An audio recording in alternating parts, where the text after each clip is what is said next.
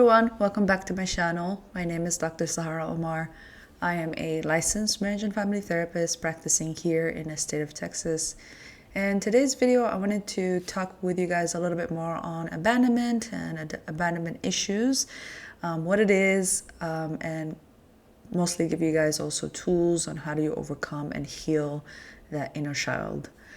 So before we dissect abandonment first, feel free to like this video, subscribe to the channel, and also share this content with others. It really helps when you guys do that, so that way this information can get into the hands of people that really need it. So feel free to support the channel as well. Alrighty, so when we talk about abandonment, we have to first recognize at what age does it usually is formed. It typically is formed around ages 0 to 5. That's when our caregiver have the most influence in our psyche.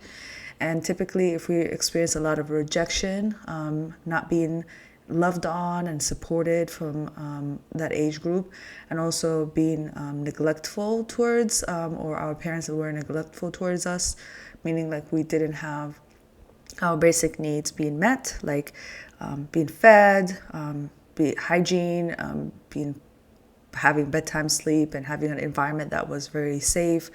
Automatically that leads to neglect or experiences of neglect.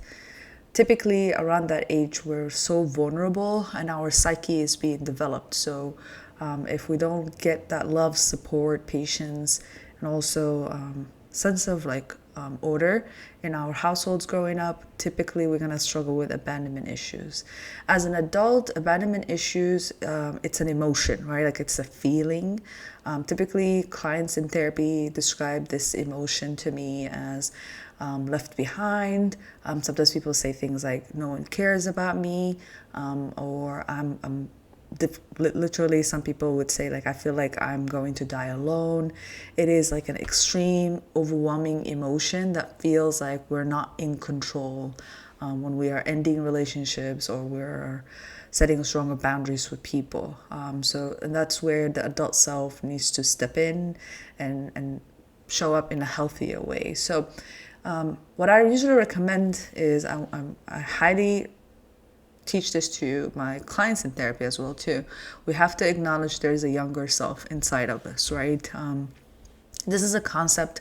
The inner child is a little bit more newer language in the cultural level. A lot of people still doesn't understand it and feel like very adverse to it. If some people told me that it feels like woo-woo, and I was like, no, it's not, right? Like it's just you in a different timeline, right? Like that version of you existed at one point. And until we acknowledge the younger self is real and he or she is inside of you, typically the abandonment issue will sustain, unfortunately, right? So first, our brain needs to have that level of awareness and understanding that there's two of us. There's the adult self, the one who's responsible, that knows the truth, and there's the younger self that is completely didn't get love, that support, that recognition, that wants that love, that support, okay? And your healing process will accelerate tremendously the minute that your brain realizes there's two of you. But the first couple of sessions in the work that I do with all of my clients is just first allowing the brain to understand there is two of us, okay? So with that being said, now that we know it comes from around 0 to 5, and it comes from when we had a lot of rejection, the lack of love and abandonment, neglect that led us to feel like left behind, how do we actually heal from this, right? So this is where I thrive usually in the work that I do with my clients. So first step, I highly recommend recognizing your strength, right? Like, so acknowledge that the adult you, right? So not your younger self, but the adult you can never truly be abandoned, right? So it is an emotion that we need to realize, like why it's going to be a lot more sadness and grief for the younger self. That's why the adult self is feeling this emotion. But the logic behind it is truly first realizing you cannot abandon yourself as an adult, and you cannot be abandoned by other people. It's a concept that the younger self is wrestling with, okay? So you are capable as an adult to self-regulate and be resilient. You will overcome things, and you are in control. The adult self is in control, okay? Once you realize that, then you can validate your younger self. Then you can turn inward and honor the emotions of your past, right? Like the things that you've been through and how you were feeling from your childhood. And also offering a little bit more compassion, gentleness, kindness, and reassurance to your younger self. This is where that inner child work validation language comes in, meaning like, how do you talk to your younger self? Some people say, well, you have to talk to your younger self like the way you would talk to a friend or the way you would talk to a child, right? What would that look like? And everybody is different. Sometimes you just have to reflect first and ask yourself, what is the best way that you want to do this, right? This is where I also highly recommend getting into therapy. Sometimes we're very smart as humans and we think we can conquer some of these things on our own.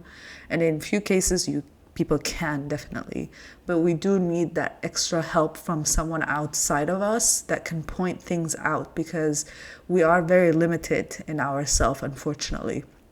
And our growth is highly contingent and dependent on other feedback, people outside of us that can point things out. And that's when our brain can be like, oh, okay, I can see now. Especially in the beginning of your healing journey.